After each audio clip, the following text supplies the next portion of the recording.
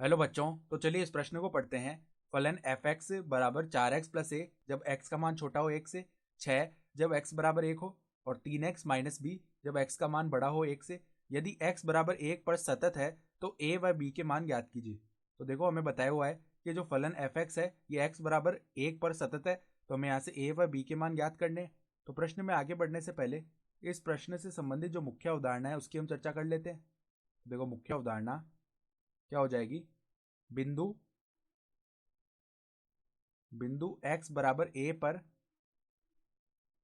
F x के सतत होने के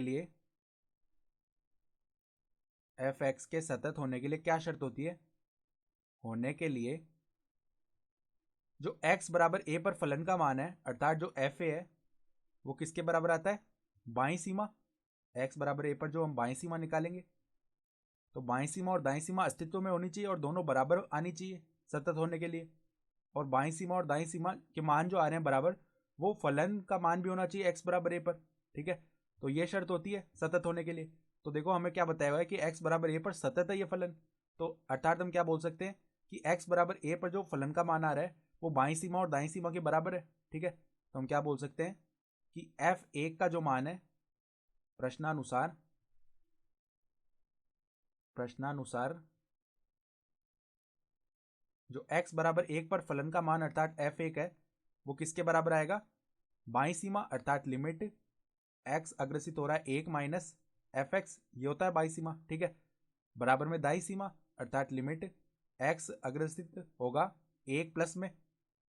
ठीक है, और एफ एक्स, तो ये हो गई दाईं सीमा। ये तीनों मान आपस में बराबर आएंगे।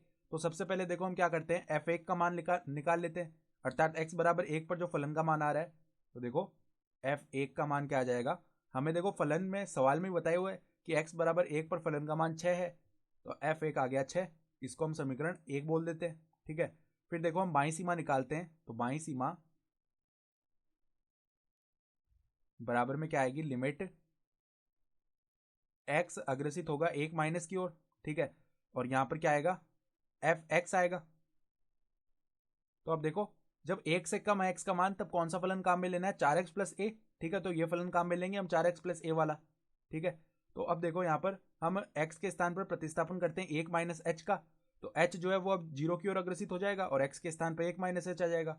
तो लिमिट h अग्रसित होगा 0 की ओर और f के अंदर 1 माइनस एच बन जाएगा।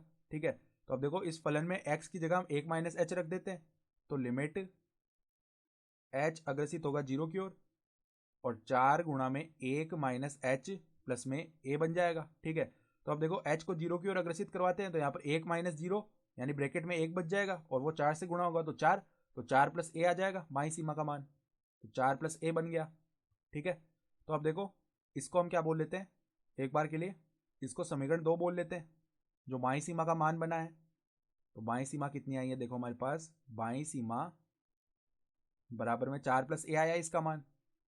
तो अब देखो, हम क्या जानते हैं कि f1 का मान बाईं सीमा के बराबर है, अर्थात 4 प्लस a का मान 6 के बराबर हो जाएगा। देखो, 4 प्लस a बराबर में 6, तो यहाँ से a का मान क्या आ जाएगा, 6 माइनस में 4, अर्थात a का मान आ गया हमारे पास में 2। ठीक है, तो a का मान तो हम ज्ञात कर चुके हैं।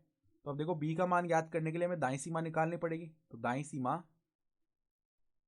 बराबर में लिमिट x अग्रसित होगा 1 प्लस की ओर एफ एक्स। ठीक है, तो जब x का मान 1 से बड़ा है, तब कौन सा फलन काम में लेना है, 3x माइनस बी वाला। तो पहले हम क्या करते हैं, यहाँ पर x के स्थान पर 1 प्लस एच प्रतिस्थापित करते हैं, तो h अग्रसित हो जाएगा 0 की ओर और यहाँ पर f 1 प्लस एच आ जाएगा। तो 1 प्लस एच अब रख लेते हैं हम फलन में, तो लिमिट h अग्रसित होगा 0 की ओर और देखो क्या फलन है, 3x माइनस बी, तो 3 गुणा में 1 प्लस एच माइनस में बी। ठीक है, तो यहाँ पर h 0 की ओर अग्रसित करवाएंगे तो इसका मान 3 माइनस बी बन जाएगा। और हम क्या जानते हैं कि जो दाईं सीमा है इसका मान f1 के बराबर है और f1 का मान 6 के बराबर है। ठीक है, तो यहाँ से देखो, इसको अगर हम 3 बोलें तो हम क्या बोल सकते हैं कि 3 माइनस बी का जो मान है वो f1 के बराबर है और f1 का मान 6 के बराबर है, अर्थात अगर यहाँ से b का मान निकालें तो वो 3 माइनस 6 आ जाएगा। तो b का मान क्या आ गया हमारे पास में, माइनस का 3 आ गया। तो हमें a और b के मान ही तो बताने थे, तो हम क्या बोल सकते हैं, a का मान तो आ गया 2 और b का मान कितना आ गया, माइनस का 3, और ये हमारा उत्तर भी हो जाएगा। तो आशा करता हूँ कि आपको ये प्रश्न समझ में आया होगा। धन्यवाद।